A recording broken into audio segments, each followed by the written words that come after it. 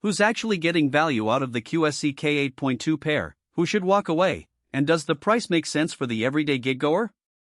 That's the question I asked myself before I even pulled the boxes out of my car. If you're on the fence about a portable PA that promises clean, clear, loud sound for up to 250 people, you're probably weighing the risk of splurging on a system that sounds great on paper but falls short when you actually set it up for a wedding reception or a community fundraiser. Link is in the description if you want to check the product details on Amazon.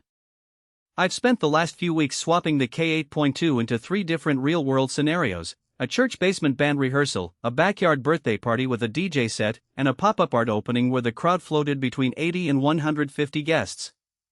Each setting exposed a different side of the speaker's design, and that's where the true picture starts to form. First, the sheer presence of an 8-inch woofer backed by a 2000 watt amp in a package that tips the scales at 27 pounds per unit is a bit of a double-edged sword.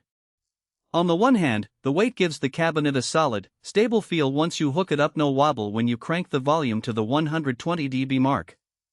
On the other hand, lugging 2 of those up a narrow stairwell or loading them into the trunk of a compact SUV can feel like a mini workout, especially if you're the only person handling the gear. The built-in DSP processor and the 3 preset EQ settings are where the K8.2 starts to feel like it's been built for people who aren't audio engineers but still want decent tonal control. In the church rehearsal, I slid the speech preset and instantly got intelligible vocals without the usual muddy feel you sometimes get from a generic powered speaker. The music preset gave the band a balanced response that didn't let the bass overwhelm the mids, which is impressive given the 59 Hz low-end limit. For the birthday party, I used the bass boost preset and the speakers managed to fill the backyard with enough low-frequency punch to make the kids' dance floor thump, but I still felt a subtle lack of depth compared to a dedicated subwoofer. If you're planning to run a full-scale DJ set with heavy bass lines, you'll probably want to pair the K8.2 with an external sub to avoid that thin bottom sensation. One of the most practical strengths is the 3-input mixer on the top panel. You can plug a microphone, a line-level instrument, and a laptop or phone via the 3.5mm jack, all without reaching for an external mixing board. At the art opening, I ran a wireless microphone for the speaker, a laptop for ambient music, and a small synth for live performance. Switching between sources was as easy as turning a knob, and the LED level meters gave a quick visual cue that I wasn't clipping the signal. The dual combo XLR inputs also mean you don't have to carry separate adapters for different gear, which is a small but noticeable convenience when you're moving fast between gigs. Now, let's talk about the coverage pattern. The proprietary waveguide technology spreads sound over a 105-degree horizontal arc, which is wider than many comparable 8-inch cabinets that typically sit at around 90 degrees. In the pop-up art opening, the speakers were placed at the back of the room, and the sound still reached the farthest walls with consistent volume, meaning fewer dead spots where people had to lean in to hear.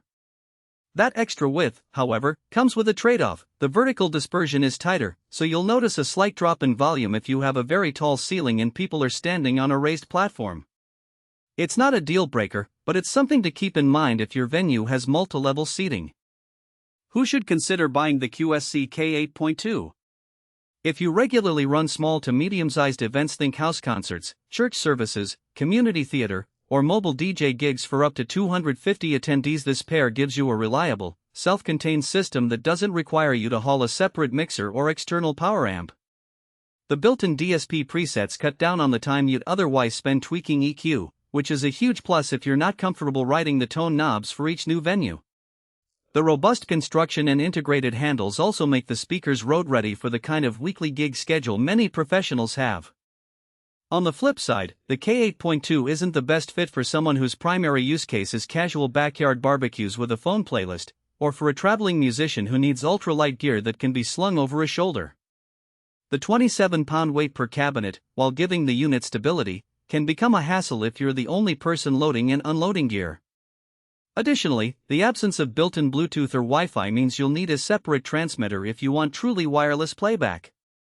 If you're looking